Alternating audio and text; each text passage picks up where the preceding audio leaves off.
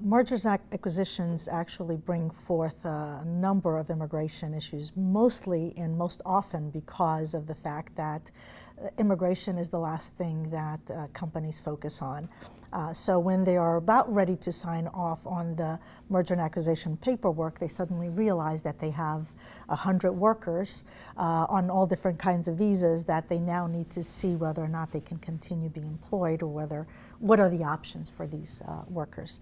So that is one of the main issues. So the questions really for mergers and acquisitions are: how many workers do you have that are foreign nationals? What visas are they working on, and in connection with their services to the company? What nationality are they?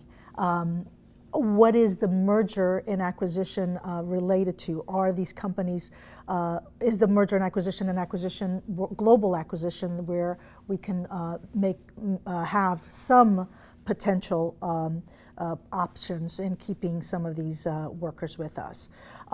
So based on all of those categories, we then are able to assess, depending on the visa, depending on the nationality, depending on how many companies were part of the merger globally, whether or not the people that are in the U.S. can continue working for that U.S. company. If they cannot, then assessing and identifying potential solutions, such as, can they be transferred to other companies in other countries? Do they need to go back home and work at a company there? Are there other visas that we can get them that would allow them to work in the United States? All of those are important aspects of a merger and acquisition. In addition to that, and I think a corollary to the visa question is the I-9 employment verification question.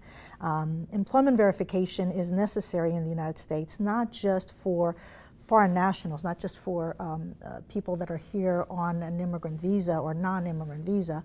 It is necessary for all workers in the United States. So anyone that works in the United States, from U.S. workers to temporary workers to asylum, people who are here on asylum or have a temporary work authorization.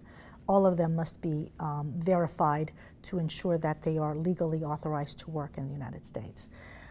Unfortunately, that part of the question is not often asked in the initial stages. Also a little bit belated, not as belated as the immigration, but a little bit belated.